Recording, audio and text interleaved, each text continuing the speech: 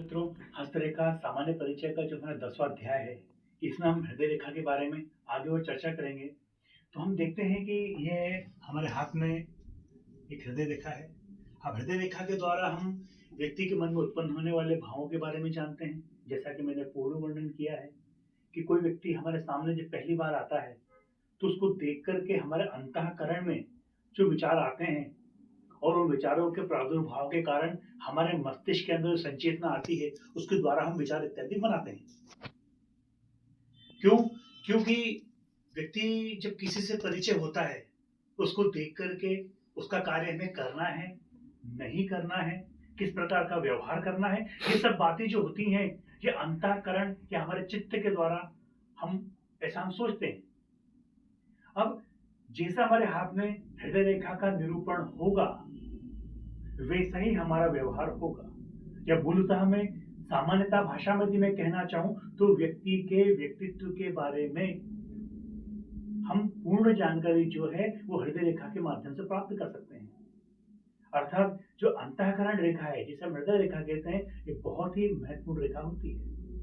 अब इसके बारे में हम थोड़ा और आगे बढ़ते हैं कि जिसे ये हमारी हृदय रेखा है। अब हृदय रेखा पूर्ण गोलाई लिए हुए हो, बुध पर्वत के नीचे से प्रारंभ होकर के गुरु पर्वत तक पहुंचे, निर्दोष हो, लालिमा लिए हुए हो, हथेली मांसल युक्त हो, अर्थात हाथ में कोई नसें वगैरह ना दिखें, तो ऐसी हृदय रेखा जो है ये सर्वोत्तम मानी जाती है।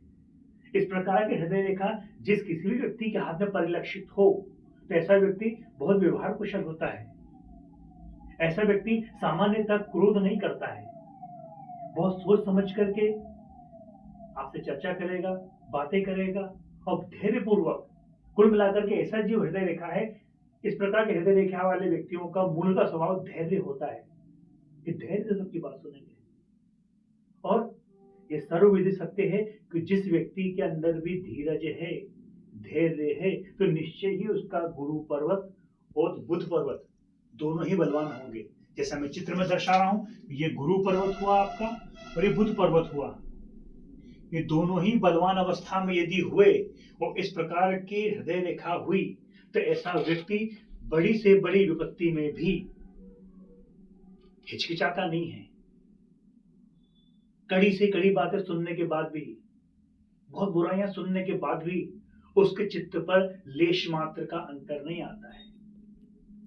और ऐसा व्यक्ति मिलना, ऐसा व्यक्तित्व होना बहुत मुश्किल से संसार में होता है कि किसी की कड़वी बात आप सुन लो और उसका प्रत्युत्तर ना दो।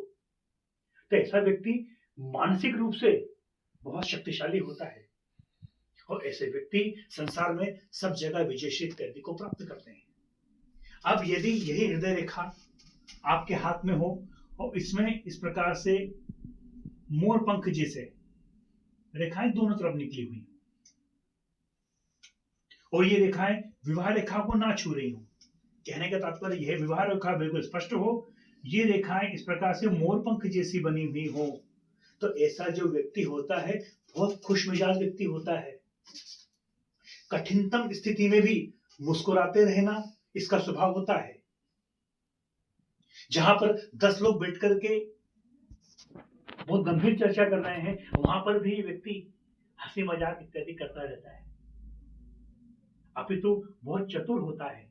लेकिन इसमें एक दोष ये भी है कि इस प्रकार की रेखाएं यदि नीचे की ओर ज्यादा बड़ी हुई होकर के उच्च मंगल के क्षेत्र तक यदि ये पहुंचे, तो ऐसा व्यक्ति कभी कभी हिंसक भी हो जाता है और हिंसक होने के कारण अपने मन के ऊपर, अपने मस्तिष्क के ऊपर बिल्कुल भी विचार नहीं करता है, अर्थात जो मन में आया, जैसा विचार आया वैसा उसने कह दिया। अब यदि यही हृदय रेखा यदि बिल्कुल सीधी बनी हुई हो, बिल्कुल सीधी बनी हुई हो, उसमें कोई मोड़ ना हो, तो ऐसा व्यक्ति बहुत दिलेर होता है, रिस्क लेने से नहीं घबराता है। वो ये भी नहीं देखता है कि उसके पास संसाधन कितना है या फिर उसके बाद सुविधाएं कितनी हैं। रिस्क लेने से नहीं घबराएगा, खतरों से खेलने का ऐसा व्यक्ति प्रयास करता है। यदि ऐसी स्थिति में यदि मंगल पर्वत व्यक्ति का बलवान ना हुआ, यदि उच्च मंगल या निम्न मंगल दोनों ही यदि हाथ में दबे हुए हों और बृहस्पति पर्वत का साथ ऐसे व्यक्ति के साथ ना हो, तो निश्चय ही ऐसा व्यक्ति हिंसक प्रवृत्ति में पड़ करके अपने ही शरीर का नाश करता है, या फिर ऐसे व्यक्ति के जीवन में अंग भंग हानि होने के जो अवसर रहते हैं वो बहुतायत पाए जाते हैं। अब हृदय रेखा आपके हाथ में स्पष्ट हो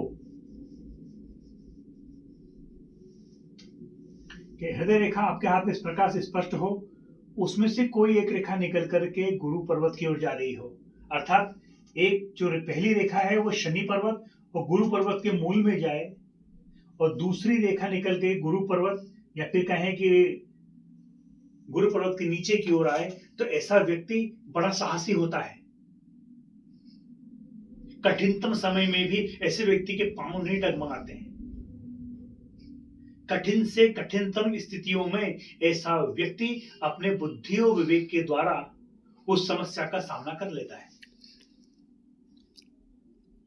अब यदि अंतःकरण रेखा यदि शुद्ध ना हो, ये कहने का मेरा मतलब है कि इसमें जंजीर इत्यादि बनी हुई हो या द्वीप के निशान इत्यादि बने हुए हों, तो ऐसे हृदय रेखा शुभ नहीं मानी जाती है। ऐसे हृदय रेखा वाले व्यक्ति प्रायः बीमार रहते हैं, और यदि बीमार ना रहे तो कुसंगति में रहने वाले, कुत्सित विचारों में रहने वाले और गलत आचरण करने वाले ऐसे व्यक्ति प्रायः देखे जाते हैं। हृदय रेखा के बारे में हम थोड़ा और आगे हम विस्तार करें तो हमारी जो हृदय रेखा है, ये हृदय रेखा इस प्रकार से पूर्ण बनी हुई गुरु पर्वत तक हो और उस पर छोटे छोटे त्रिभुज इस प्रकार से बने हुए हों। ये त्रिभुज जैसी आकृति ऊपर की ओर बनी हुई हो, तो ऐसा व्यक्ति अपने जीवन में अनेकों बार धन भी कमाता है और कई संपत्तियां अपने जीवन काल में अर्जित करता है। पर साथ ही साथ यदि इस जीवन रेखा पर कोई काला बिंदु बना हुआ हो या जीवन रेखा बीच में से जिस भाग में आकर के टूट गई हो, उस आयु काल में आकर के व्यक्ति के जीवन में गंभीर संकट उसको प्राप्त होता है। वो गंभीर संकट आर्थिक भी हो सकता है, मानसिक भी प्राप्त हो सकता है, हृदय संबंधी विकार संबंधित भी हो सकता है। किसी न किसी प्रकार का संकट उस व्यक्ति के जीवन काल में आता है। क्यों? क्योंकि हमारे जो ज्योतिष शास्त्र है, जो सामुद्रिक शास्त्र है, उस सामुद्रिक शास्त्र में जो हृदय रेखा है उसे कई लोग जीवन रेखा भी बोलते हैं, और इसे कई हद तक बोलना उचित भी है, क्योंकि हमारे शरीर में प्राण तब तक है जब तक हमारा हृदय धड़क रहा है। जिस समय हमारे हृदय की धड़कन समाप्त हुई, हमारा जीवन समाप्त हो जाता है। इसीलिए अंतःकरण रेखा के साथ साथ जीवन रेखा कहना भी अनुचित नहीं होगा। तो मूलतः जो चीजें मानी जाती हैं उसमें ये चीजें के अंतर्गत इसे हृदय रेखा ही मानते हैं। यदि हृदय रेखा बिल्कुल स्पष्ट हो, शनि पर्वत का उठाव ठीक हो, शुक्र पर्वत विकसित हो, तो ऐसा व्यक्ति बहुत बड़ा इंडस्ट्रियलिस्ट होता है। शेयर बाजार के अंतर्गत या शेयर बाजार से संबंधित जो चीजें हैं, जिन हम देशी भाषा में अगर सट्टा हम जिसे कह सकते हैं, ऐसी चीजों में व्यक्ति बहुत लाभ प्राप्त करता है। परंतु यदि शनि पर्वत दबा हुआ होगा और यदि ऐसा व्यक्ति हृदय रेखा साफ भी हो, यदि शनि पर्वत दबा हुआ है, तो ऐसे व्यक्ति को कुसंग से, शराब से, मदिरा से, अन्य जो कुत्सित दोष हैं उनसे व्यक्ति को प्रायः बचना चाहिए।